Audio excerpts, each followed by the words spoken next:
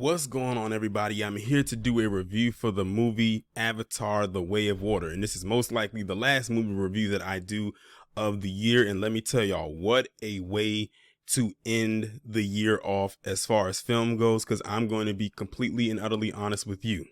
This movie is, in my opinion, the best movie I have seen all year. Now, I've seen quite a few movies this year, whether in the theaters or online, but this one right here is probably one of the best movies of 2022 that I've seen, and probably anyone else has seen this year. Honestly, this movie, I have the strong feeling, is going to cross $1 billion.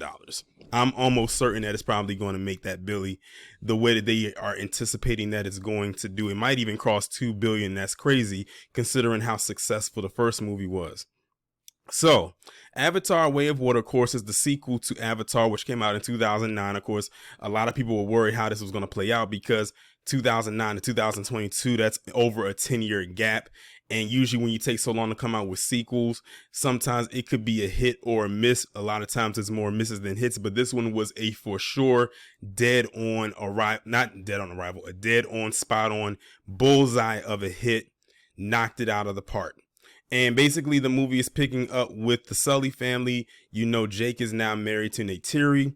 They now have a growing family. They have 2 daughters and 2 sons. And they took in another individual who was he was human, but he pretty much adapted to the ways of the Na'vi while living in Pandora. So it's almost like he's a human hybrid, so to speak.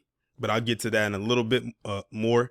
So now they're just basically living life in Pandora as a family. And then all of a sudden, them damn colonizers found a way to invade again, like they did in the first one.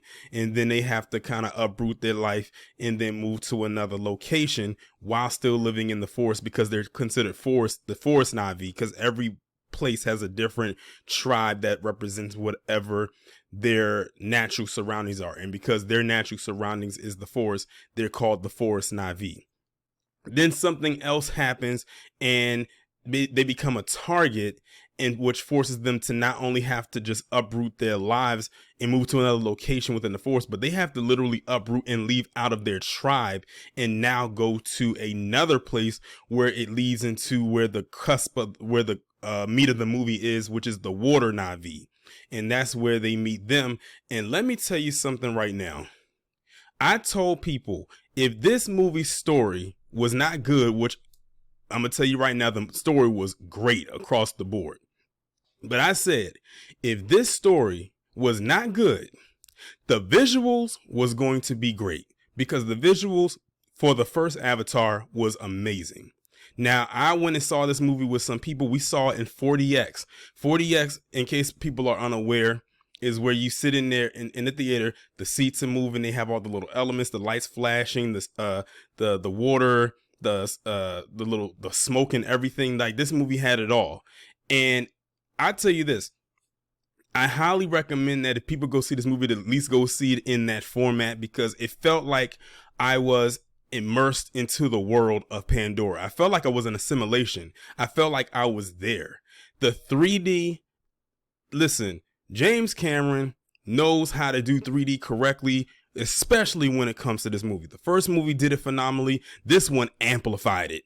Like, the 3D in this movie was amazing. And the crazy thing about it is, a lot of movies do not know how to do 3D. They'll say, oh, this movie you can watch in a 3D format, but then you go see it in 3D and it's like, what is that? That's because a lot of them do not shoot film with 3D cameras, or they'll do it partially in 3D and then, or they'll shoot it in a regular format and then they'll put a 3D filter over it, and it's like, what is this? That kind of thing happened when they did that crappy trash Last Airbender movie that came out in 2010. They filmed it in a regular format and then they put like a 3D filter over. That was some of the worst 3D ever, and that was probably one of the worst movies I have ever seen in my life, and I mean just that. But this movie is far from that. It was just great. The visuals was amazing. The underwater sequences, I loved every time they did an underwater sequence. It's to the point whenever they were filming anything that dealt with the water, I couldn't wait for them to go under the sea, just so I could see the visuals and how amazing it looked. Everything was captured beautifully, from the clear and crisp blue water even down to the dark depths that is hard for you to see. It was just the visuals of the water in that tribe, that water tribe, was just amazing. And I'm gonna tell you this right now. I keep telling people that when you look at the look of how and the design of how the Avatar are, you can't tell me that they didn't come from the visual aid of a black person as far as the look goes, the visual goes. I said that for the first one, but I'm gonna tell you something right now. When it came to the water tribe, you cannot tell me without the shadow of a doubt that they did not get the imagery from that of black people. It was one character in there who, I kid you not, had a high top curly fade. I said, what male is rocking that besides a black male? Like who? Whether it's a teenager or a grown man. Like he literally had a high top curly fade. Some of the women had those braids that's kind of half braided and then it's curly hair like down the back. As a matter of fact, one of the newer characters in the movie, who hopefully is going to be around for the story going forward, looks so much like Halle Bailey from Chloe and Halle. She looks so much like her. And when I was telling that to the people that I saw this with, they all agreed. Like in the face, the hair, even how she sounded. I kept thinking to myself, I'm like, did she do some kind of like visual work for this? But I don't think she had any attachment to this movie whatsoever. And the irony of it is, she's going to be playing Ariel in The Little Mermaid, so she's going to be in the water next year. So the irony is interesting, but if you look at the character, you'll know exactly who I'm talking about. And I'm telling you, she looks just like her. Let me just also say that while the story was great, everything was there. There was really never a dull moment at all in this movie. And the thing is, for the movie to be 3 hours long, for me, it didn't feel like it. I guess it's because in the format that we saw it in, that everything was moving literally, and the story was paced along very nicely. One thing I don't like with stories is when there's a lot of dead air or dead space, and they could have easily did that, considering the movie is 3 hours and 12 minutes long. For some people, that might actually be a long time to actually sit in a movie, to sit there and just watch it in one sitting. But for this movie, trust me, it's worth it. The time goes by so smoothly that you barely even know that the movie is 3 hours long. As a matter of fact, because everything was going on, especially in the format that we saw it in, I did not once look down at my watch to look at the time. If I have to start doing that in a movie, that means that I'm probably bored, and I'm literally counting down to see how long is it going to take for this movie to be over with. I did not once get up to go to the restroom because I wasn't trying to miss anything. I literally sat in that chair for 3 hours plus and was completely immersed into this world, into this movie, and everything that it had to offer. One of my favorite, if not favorite, parts of this movie was the third act. And that's one thing that a lot of movies get wrong, is that third act. But this movie got it right. Because I'm going to tell y'all right now, with the stuff that I talk about on my channel, and I know who my audience is. I'm telling y'all right now, when it comes down to the third act, and this third act lasts for like what feels like an hour. When it comes down to that third act of the movie, black people, if y'all go see this movie, y'all are going to be so engaged and locked in with that battle sequence. I'm telling you right now, black people, I'm talking to you. You are going to be so locked in with what happens in that final act. I don't want to spoil what happens, but I'm just telling you, you are going to probably lean forward in your seat. You are probably going to be doing one of these moves right here, like like that, and you're probably going to be laughing, smiling. You might even cheer. I'm telling you, that whole last like 45 minutes of the movie was like chef's kiss. I kid you not. I'm not even over exaggerating it.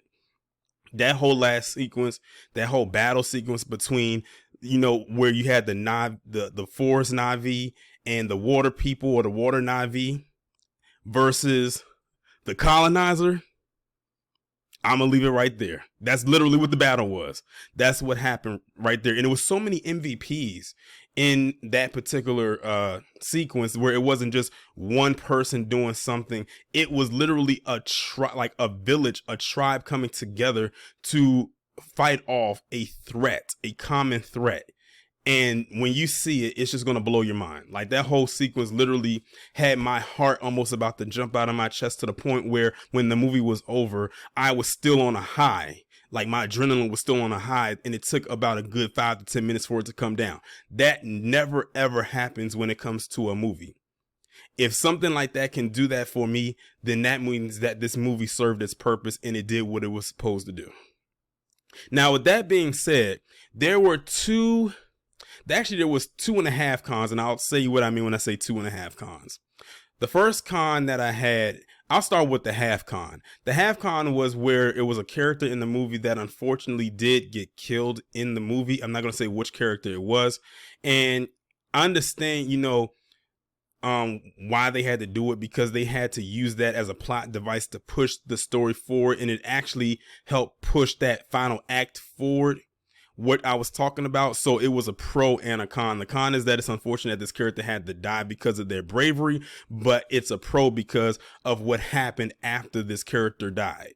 Now, the other con I had was with one of the daughters of the movie, the oldest daughter, where she finds a way to have this ability where she connects with the water, but they didn't go into an explanation as to how she was able to connect with that water, like how she was able to do it. Don't get me wrong, the ability of her able to use the water at her disposal as a power was dope to see, and how she was able to connect with the elements of the water, but it didn't explain how she was able to do it, or why she was able to do it. I think that's a better question as to why she was able to do it. I wish they went into a more explanation of to why that was. Now, my third con, or the second con, because I said 2.5, is probably the con that I think many people who was watching as a collective had. There's this character in this movie called Spider.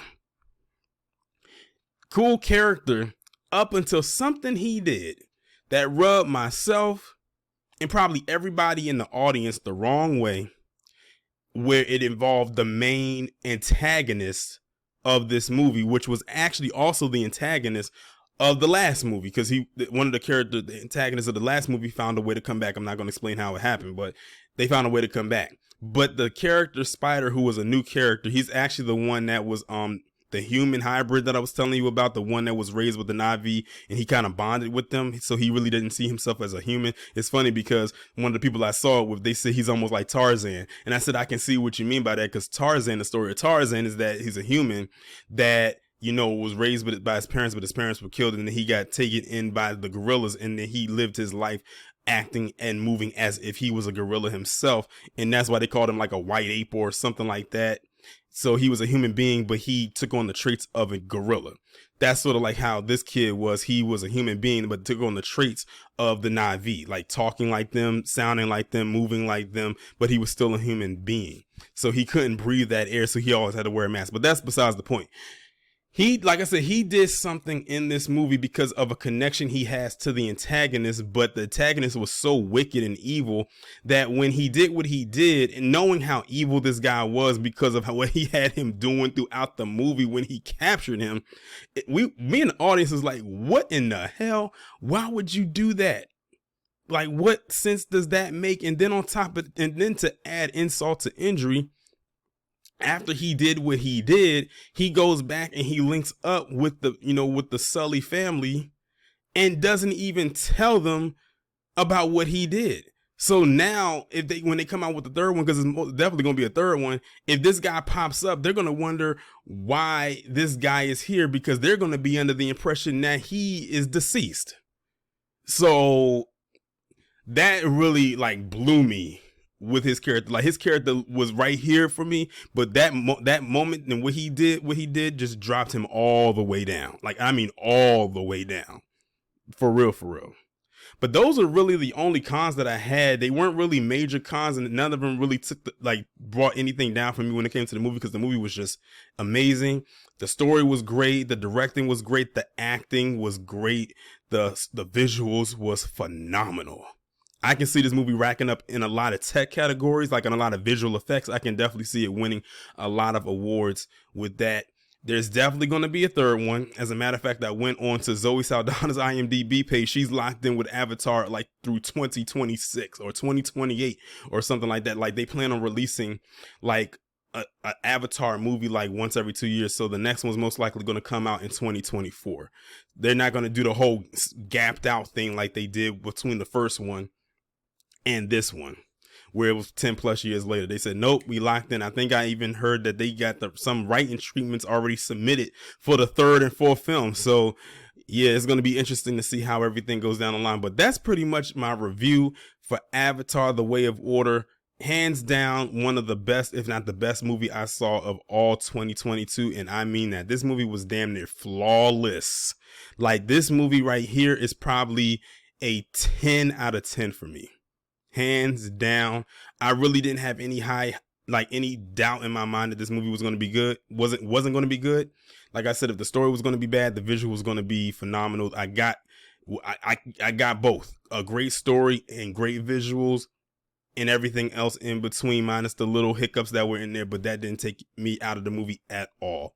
So let me know what you think about the review down in the comments. Is this a movie based off the review that I gave? Is this a movie that you will check out, or is this going to be a movie that you will pass on? And I'll talk to y'all later.